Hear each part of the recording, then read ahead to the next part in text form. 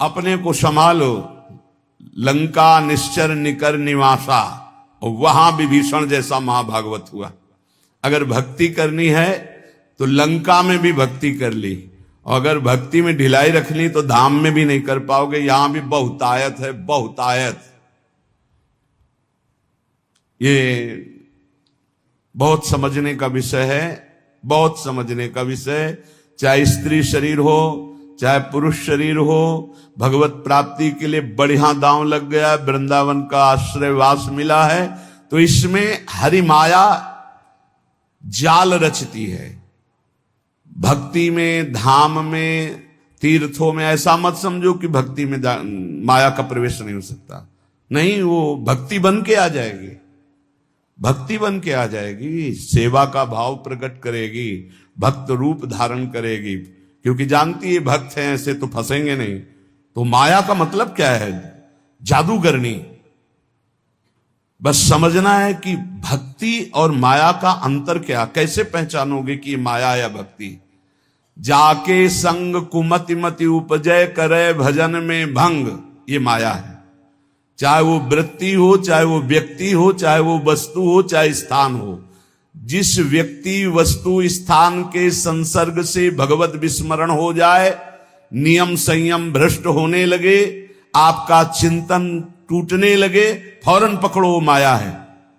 वो कोई भी हो, जिसके संग से संयम बने, भजन बनने लगे, नित्य दिनचर्या भागवतिक होने लगे, हमारा जीवन उज्जवल कांतिमय होने लगे, वो भक्ति है।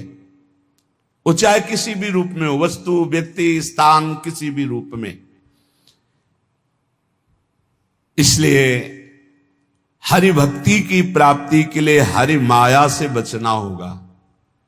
विवेकवान वैराग्य रूपी अस्त्र से काट के फेंक देता है, और अविवेकी इसी में डूब जाता है। बड़ी कृपा हुई, बहुत बढ़िया, जिंदगी भर तरसे हैं, अब मिल गया है, खान पान भोग सामग्री भोगो और नरक जाओ। योग से भोग और भोग से रोग, पहुंचो नरक। बहुत समझने का खेल है, बहुत समझने का। स्पष्ट कह रहे हैं, चाहे आस्ताम दुर्मति कोटिर दुश्चेष्टा कोटिरप्यास्ताम।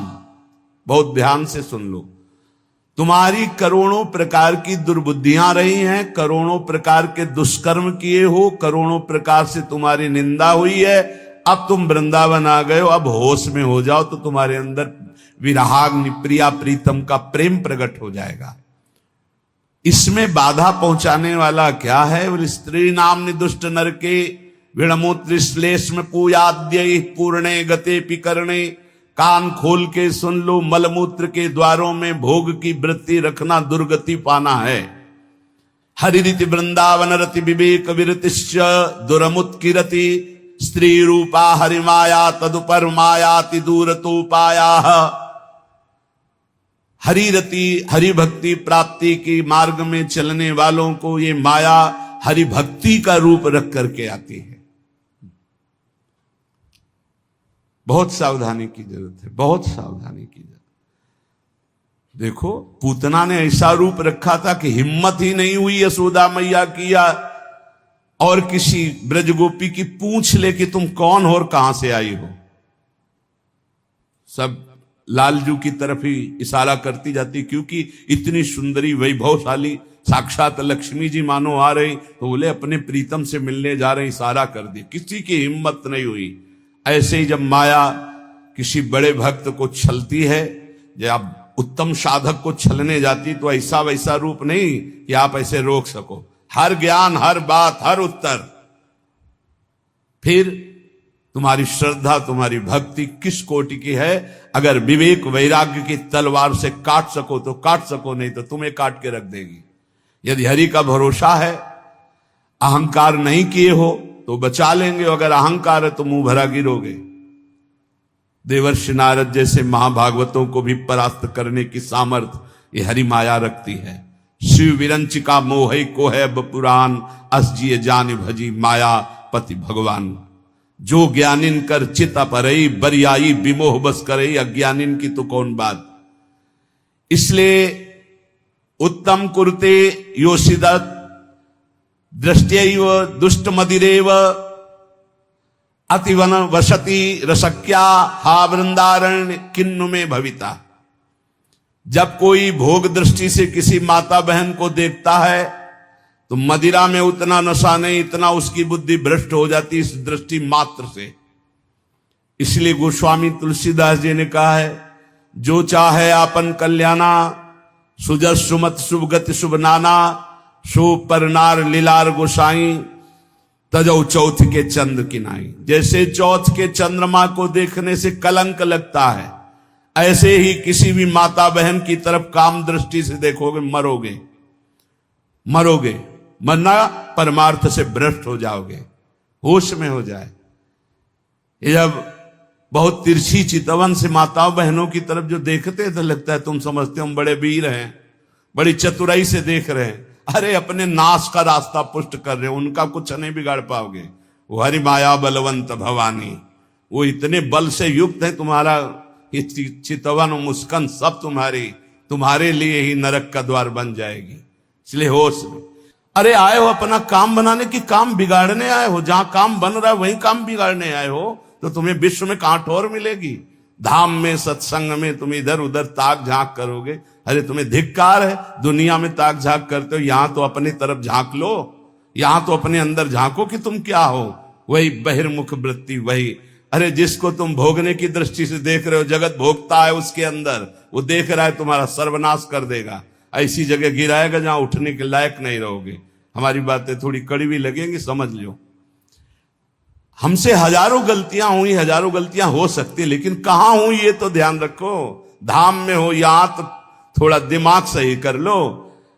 कह रहे उन्मत्तमेव कुरुते योषि दृष्टैव। जब हरि माया से आंख मिलाओगे ना, इतने में तो तुम्हारा होश उड़ा देंगे। देख लो इनकी। कह रहे उन्मत्तमेव कुरुते योषि दृष्टैव। भगवान कह रहे मत देखो उधर। नहीं कहते हम बड़े सूरवीर, हम देख रहे हैं, तो उनके पास बाण क्या है? जा देखो, अब जाओ बैठोगे ध्यान में, वही मुस्कुराहट आएगी। बहुत सावधान। शास्त्रवेत्ता जो महापुरुष कहते हैं, तो क्या श्रीपाद ने देखा है क्या? संत जन जो कहते हैं, अभी अब वो प्रक्रिया नहीं पता है, मन को जोड़ दिया तो जैसा तुम्हारे मन में चल रहा है वैसे ही पूरी अपने मन की बात कहते हुए वैसे ही बता देंगे। उन्मत्त में वो कुरते योषित दृष्टि दुष्ट मदिरेव। ये और कोई नहीं है, वही मोहिनी ठाकुर है जिसके तुम दास बनने निकले हो। बड़े प्रवीण बनते, वो कहते हैं संभाल के रखो दृष्टि। कैसे संभालो? बोले यो माम पश्यति सर्वत्र सर्वम च मयि पश्यति तस्याहम न प्रणश्यामि सच में न प्रणश्यति। ऐ मेरे साधक, ऐ मेरे दास, मेरे स्वरूप को देखो। एक भी देवता मोहिनी ठाकुर से मोहित नहीं हुआ था, क्योंकि पता था मेरा ठाकुर है। जब किसी माई दाई बहन को देखो तो उसके चरणों की तरफ देखो। गोरे गोरे चरणारविंद मेरी प्रियाजू के, मेरी प्रियाजू की सखियों के बलिहारी है प्रभु। और अगर तुम सूरवीर बन के आंख में आंख मिलाए तो कह रहे उन्मत्त में वो कुरते योषि दृष्टैव दुष्ट मदिरेव। आपकी बात क्या है? हम एक महात्मा की बात बता रहे हैं। इतना भजन कर रहे थे कि शरीर की शुद्धि नहीं थी, पूरे शरीर में दीमक लग गई थी।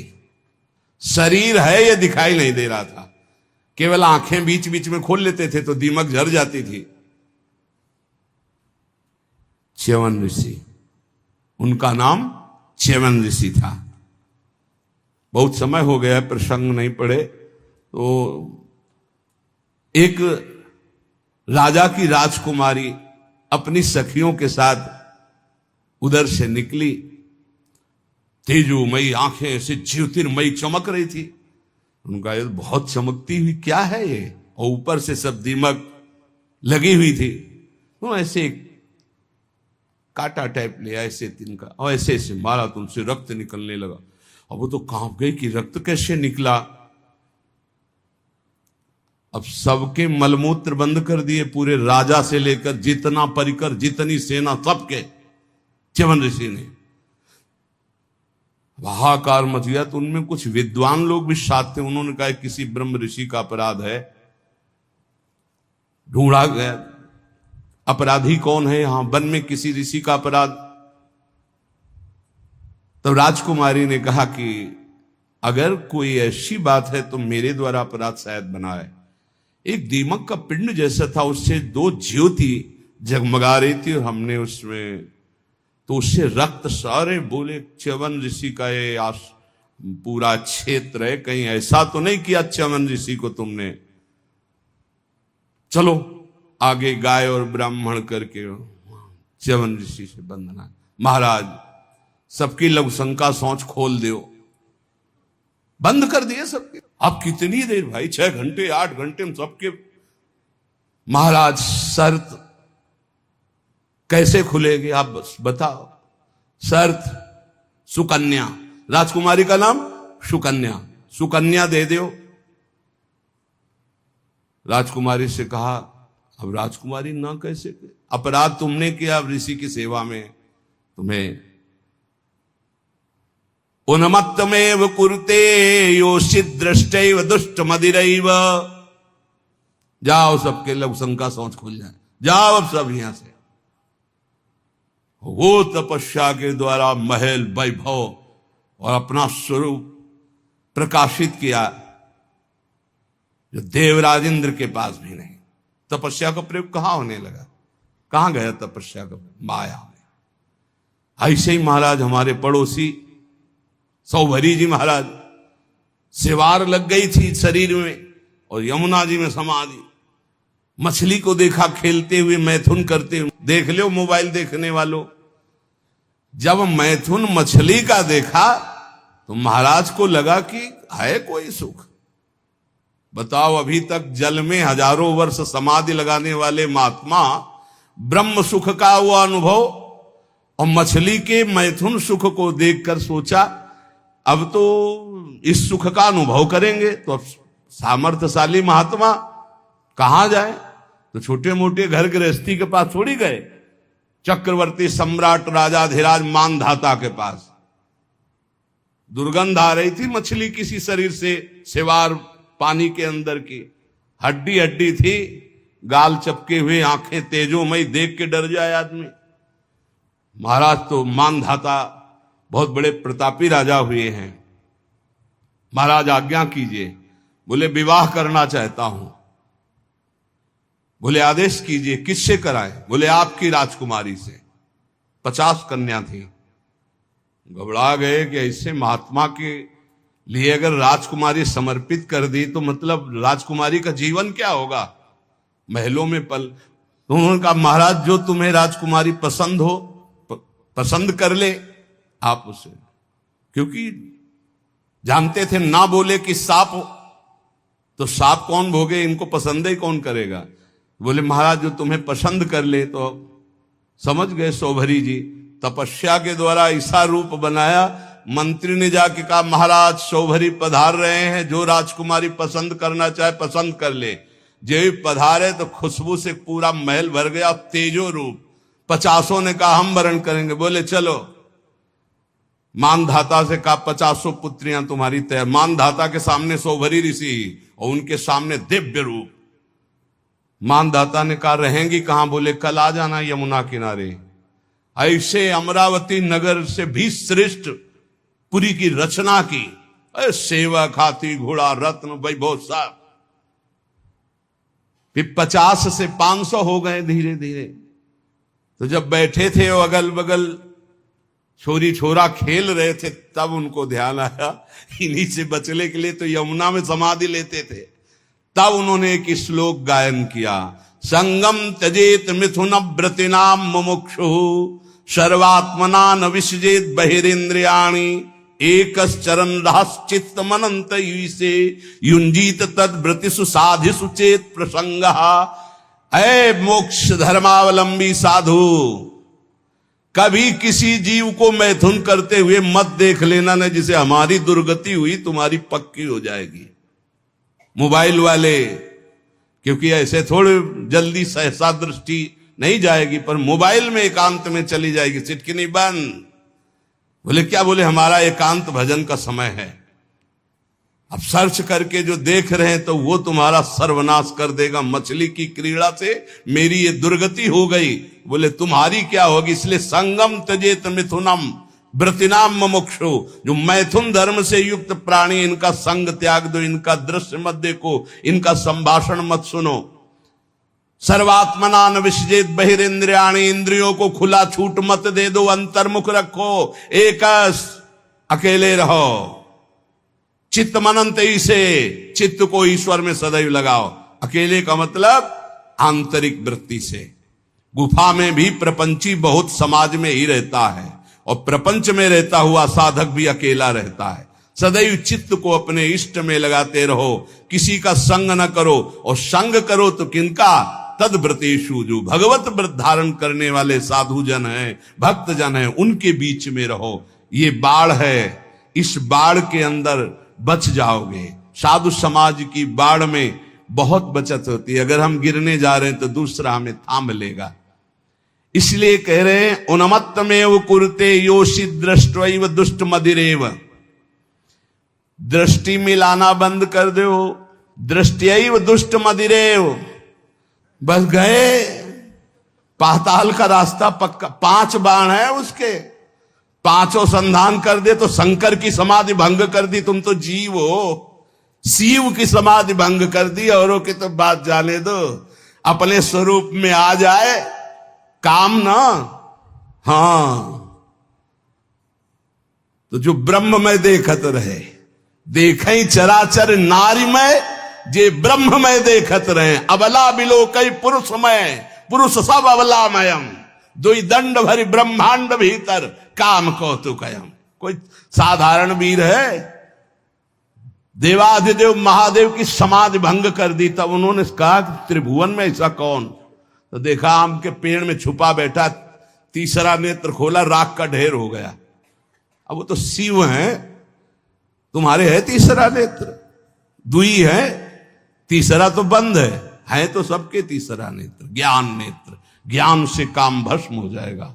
या प्रेम नेत्र खुले हृदय में, और या बुद्धि में ज्ञान चक्षु, वो गुरुदेव की कृपा से खुलते हैं। अज्ञान तिमिरांधस्य ज्ञानांजन शलाकया चक्षुरुन्मीलितम मेन तस्मै श्री गुरुवे नमः। ए भाई, मान लो ऐसे बात करो जब बात करना हो। ये बहुत ही सावधानी की प्रार्थना कर रहा हूं। निज अनुभव ये कहूं खगेशा, पक्का जरा सी भी चूक हुई तो जीवन भर पछताना पड़ेगा। ये ऐसा घाव है, ये ऐसा दलदल है, ये ऐसी फिसलन है, ये ऐसी डूबन है जिससे निकल पाना मुश्किल है। मुस्कुराहट तो जिंदगी की खो जाएगी।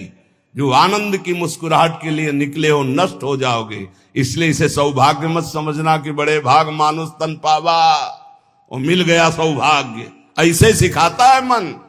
जिंदगी हो गई, सुख नहीं मिला, हे प्रभु तुम कहां हो? ये तो ढूंढते ढूंढते थक गया, लेकिन अब सुख मिला है। माया बहा ले जाएगी। आओ प्यारे, इधर आओ। कहां? हमारे पाले में आओ। कहां निकले जा रहे हो? हरि की तरफ। इधर आओ। अम्मा अब तो हरि की तरफ जाने दो। अच्छा तो जाओ। अम्मा जननी सम जानही पर नारी। जाओ जाओ जाओ। अम्मा तो बच गए, और अम्मा के सिवा और कुछ देखा तो मारे जाओगे। सब में मात्र भाव, जैसे अपनी सगी अम्मा को ऐसे देखो, चरणों की तरफ। अतिवन सती रसक्या हा वृंदारण्य किन्न में भविता। वृंदावन वास करना इसीलिए बहुत कठिन है। वृंदावन अब क्या उपाय हो सकता है? जिसकी दृष्टि खराब हो गई है, संभल जाओ। सत्संग है, संभल जाओ। बहुत खतरनाक खेल है, इससे ज्यादा खतरनाक खेल नहीं। हाथ जोड़ के, मुस्कुरा के, प्रणाम करके प्रणाम करवा देंगी, ऐसी प्रबल माया है। हाथ जोड़ना पड़ेगा, घुटने टेकना पड़ेगा, रोना पड़ेगा, फिर भी क्षमा नहीं होगी। माया आती कैसे जानते हो? झुक के, और जाति कैसे, रौंद के। ये शब्द याद रखो।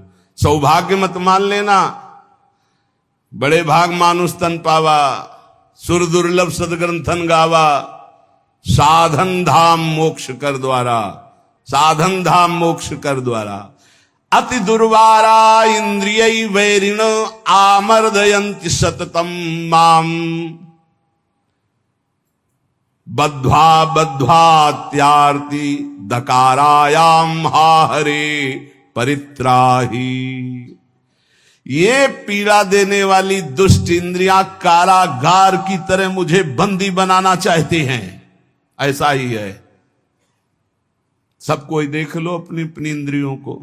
ये दुर्दांत दुश्मन इंद्रियां निरंतर पीड़ा देते हुए मुझे बंदी बनाना चाहती भोगों में। नहीं, हा हरे परित्राही त्राहि माम, ऐसे बचा जाता है। हे हरि मुझे बचा लो, मुझे इंद्रियां फंसा रही है, मुझे फंसा रही।